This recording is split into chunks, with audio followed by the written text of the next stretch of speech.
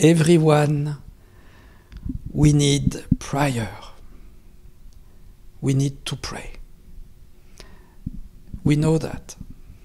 But the question that I want to develop with you in all those videos, it's how to pray deeper. How can we pray better? How can we have more good energy? How can we upgrade the benefit of our prayer for our friends, for our families, our co-workers, for the world? We live in a very special time, as we know, and we need to pray. So, in each video we will develop a special topic about the prayer. I would like to share in this first video the teaching of Sainte Thérèse of Lisieux, Little Flower. As we know, the question is not to be Christian, Buddhist, Muslim or Jewish or nothing. The question is how to pray better and to see how the masters teach to us the nectar of their prayers. How can they guide us to pray better and deeper? So that I will share with you, it's not my opinion. This is the opinion of the masters. So, of course, everyone, we have our own prayer. So the question for me, it's not to say you must pray like this, you must repeat this mantra. Everyone has his mantra, everyone has his prayer, and we must respect that. And so we will not talk about that. So it's very interesting. Sainte Thérèse, at 21 years old, she was the patron of the novices. So she was the main instructor in our convent for every people who came and were interested to become religious. And many times they asked the question to Sainte Thérèse, how can we pray better? How can we pray deeper? So Thérèse, of course, she's a doctor in theology, she's a genius, she is one of the most exceptional spiritual world leaders in the world, beyond any religion. This is also the reason why I love Sainte Thérèse. Dalai Lama loves Sainte Thérèse. When I have directed the play about Sainte Thérèse, we saw many Muslim, Jewish people, Buddhist people, Christian people, people who believe in nothing, all they came to receive the message of Thérèse. So let's go in the answer of Thérèse. Thérèse, she say all time, when we really want to pray, it is so important to don't pray fast. Because most of time we pray too fast. We repeat a mantra. So Thérèse explained that, for example, when she did her prayer, our Father, we know in Catholic religion, our prayer, it's our Father. She explained that sometimes she starts this prayer at the sunset and she finishes at the sunrise. That she say, I take all my time to pray. If we adapt the teaching of Sainte Thérèse in our time now, it's a very powerful practice to slow down our brain from running all time. We think too much. Our brain is running all time. We have 1,000 activities every minute. The time that we live, especially now with coronavirus, it's a time we must stay at home, we must have a spiritual retreat. So thanks God, we have time.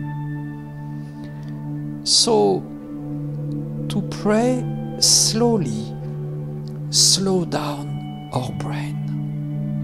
To pray slowly, it's also to listen the silence between each word. Because as we know, it's like in music, when we sing, the most important it's not when we sing. The most important, this is the silence between each note, the resonance of our singing, the resonance of our prayer.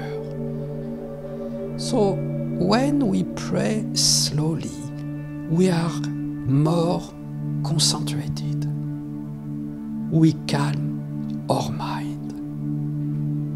For me, the most important when we pray is to quiet the mind. Because when we are stressed, we destroy the benefit of our prayer, because a prayer, it's an energy, a prayer, it's a vibration. So if we are stressed, we send our stress to everyone. We can have a good heart, but be stressed in the same time. We can be very devoted with our heart, but stress in the same time. And the benefit of our prayer depends on our quiet mind. So Therese gives this exercise. She says, when you pray, pray slowly. You will pray better. You will have the taste of God on your lips. You will feel all the world when you pray. She gives an example very precise. When we say Our Father, she says in our prayer we say our, it's a plural. So we can embrace all the trees, the flowers, the animals, human beings, rivers, clouds, mountains. It's sort of amazing hug that we give to the world. Our Father, our source inside us. The divine love of all, the divine energy in any tree, in any animal, in any human being, in any flower. So when we pray slowly, we slow down our brain activity. We are calmer. It's a wonderful way to reduce our stress or cortisol, because the faster we talk, the more we upgrade our brain activity, the more we active the cortisol, the hormone of the stress, and the more we destroy our immune system. But when we take our time to pray slowly, to talk slowly, when we listen the silence between each word, we listen God. Because God is after the silence, after our concept of God, after our belief system, after our mental projection, after all that we think we know. God is after the silence. So Therese was very practical, very adapted to her world. She was so concrete And when she gives this advice in our convent, she totally changed the way to pray. She say, I love to pray slowly. I feel God. I feel in my heart the silence, the beauty of the vacuity. Because between each word, like between each thought, and we see that in neuroscience, there is a space.